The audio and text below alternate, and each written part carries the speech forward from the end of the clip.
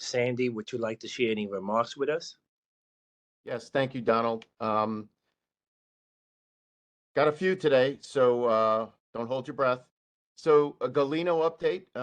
Galeno versus Board of Education is a class action lawsuit against the Department of Education in which claimants were awarded back pay and credit for counterfactual service. If there are any questions about the case, we'll address those outside this meeting. I just want to give you an update. Pension systems are not parties to the lawsuit. But TRS, BERS, and NYCERS are responsible for administering the pension relief granted in the case. This is a fairly significant and complex effort involving our General Counsel's office and a number of BERS staff. BERS has thus far received detailed data regarding the first 119 priority claimants that fall within the BERS system.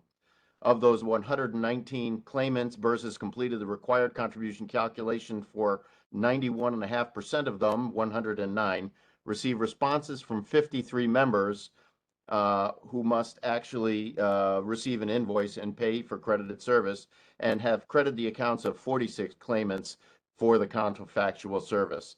This is basically an 87% of those who responded so far. So this is actually we're taking a little bit of a bow because we're actually almost keeping up with the court's pace of required activity. The audit committee, you'll be hearing from them today, asking for an alternate committee member appointment. For a very quick disability update, tonight we'll be asking to make some administrative changes in the authority of the disability committee. I'd like to remind you that Tuesday last week there was a meeting. You may be aware that we are in the midst of transitioning the medical evaluation part of the disability review process from DOE to BERS directly. We currently have a posting on Indeed and have received a number of resumes from qualified candidates. During the disability committee meeting, we asked if there were any trustees who were interested in participating in the interview committee to hire physicians for the BERS Medical Board. We plan to fill at least 3 positions and expect those interviews to be held virtually. If you are willing to help us with that, please reach out to me if you would be willing to participate. And also, we were asked about an update of what the pending backlog of cases is. That is 86 cases covering a period from 2016 to 2022. And a lot of that backlog is clearly as a result of the pandemic. Tonight, you're going to hear from Daniel Miller and our Director of Fiscal Operations, Chitra Subramanian, who will present the preliminary budget for the fiscal 2023. We will not be making a headcount request in this proposal, but we may be back should the auto enrollment legislation pass the state legislature and be signed by the governor. Just so that you understand, we will not be voting on the budget tonight. We will be asking you to vote on the budget in June. A hiring update. One of the reasons we are not requesting additional headcount in the budget proposal is that we are still fighting the hiring battle of the Great Resignation.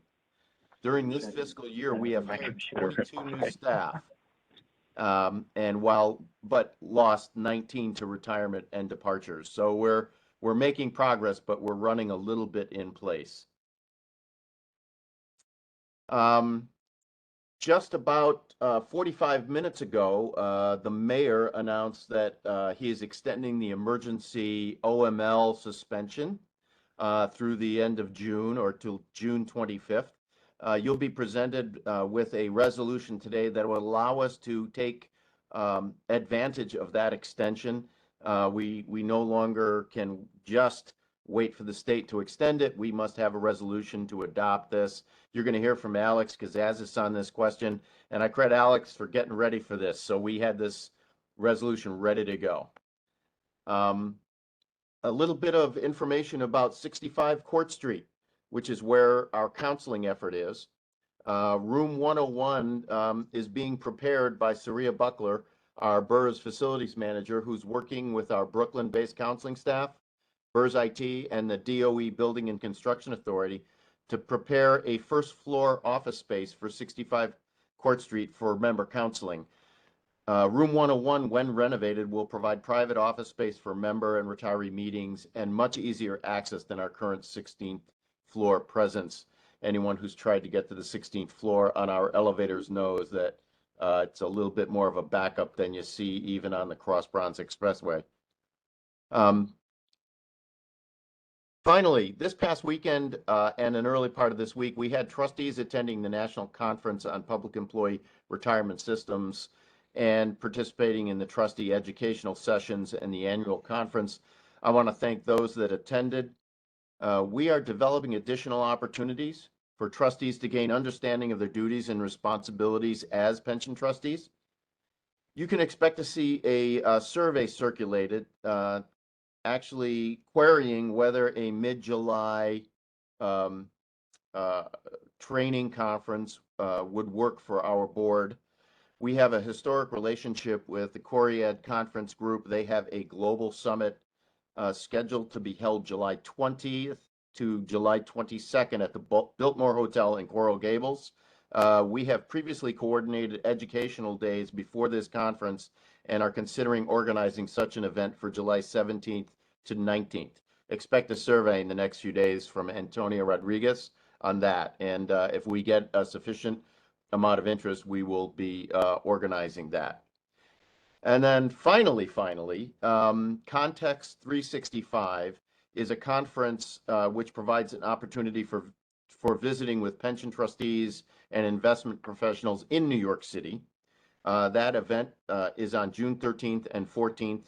This event is organized by a former executive director of BERS, Horatio Sparks, someone we are fairly close to. If you have any questions or would like to attend this event, you can reach out to me or to Karen Wong. And I thank you for your attention, and I'd be happy to respond to any questions you have.